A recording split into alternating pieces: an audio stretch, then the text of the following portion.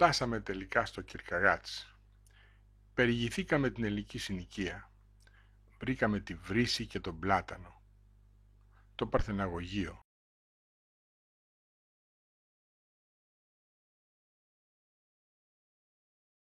Άμα πεσάνε κανένα, πού βάζουνε? Türk mezarlığı. Άμα πεσάνε κανένα... Νεκροταφείο. Ναι, Araç giriyor. έτσι δεν είναι. Soldan gideceğiz abicim. Burası ters yol. Öyle yaptılar. Soldan gideceğiz. İleride Μετά έκανε τα σπίτια αυτά, λέει. Türk mezarlığı. Πιο κάτω είναι, πιο κάτω θα είναι.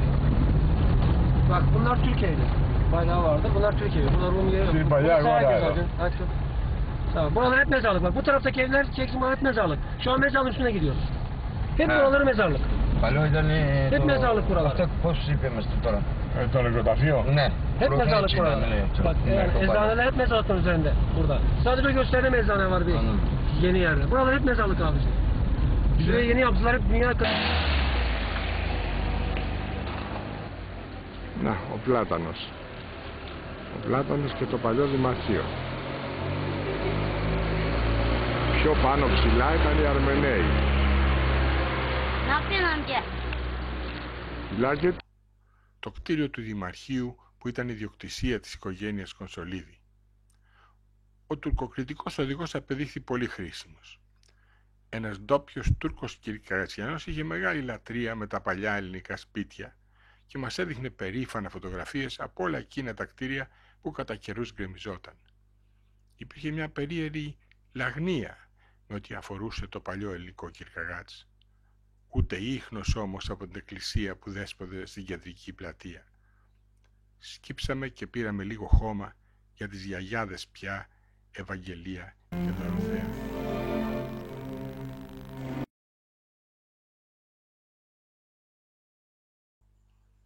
Πλησιάζουμε στο τέλος του οδηπορικού μας. Επιστρέφοντας στο Αϊβαλί και περνώντας έξω από το Δικελί, αναλογιζόμαστε τι συνέβη στο τμήμα του στρατού που πέρασε από το Κυρκαγάτς.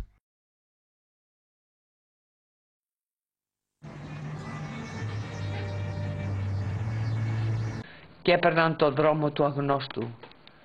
Έπαιρναν μαζί των φεύγοντες ό,τι μπορούσαν να σηκώσουν, ό,τι ο καθής θεωρούσε πολυτιμότερον και που συχνά δεν είχε παρασυναισθηματική μόνον αξίαν δι' αυτούς και τας οικογενείας των. Τη νύχταν αυτή της 27ης προς την 28η Αυγούστου οι κάτοικοι του Κυρκαγάτς έμειναν ξάγρυπνοι παρά το πλευρό των Ελλήνων στρατιωτών, διότι ύπνον κατά τον ποιητήν δεν βρίσκει συμφορά, διότι η συμφορά που εξέσπασεν πάνω τον ήταν μεγάλη, πολύ μεγάλη.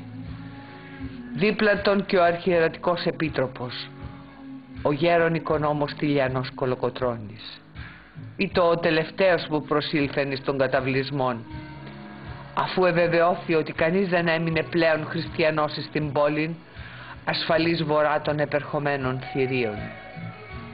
Η εκκίνηση από το Κυρκαγάτς έγινε τας πρώτας μεσονυκτίους ώρας, χωρίς αλπίσματα, χωρίς θόρυβον. Δεν εσήμα ή ήρχισεν η πορεία προς το σώμα, το Κινίκι και την Πέργαμον. Όλη αυτή η περιοχή έσφιζεν από ελληνική ζωή μέχρι προ λίγων ημερών. Ο ήλιος την 28η Αυγούστου εφώτισε εγκαταλειμμένα τους κατοίκους στα χωριά, πυρπολιμένα και λαιλατημένα από τους Τσέτας και των τουρκικών στρατών. Τα περισσότερα εξ αυτών ήσαν ελληνικά και οι κάτοικοι των τα είχαν εγκαταλείψει μαζί με τον αποχωρήσαντα ελληνικών στρατών.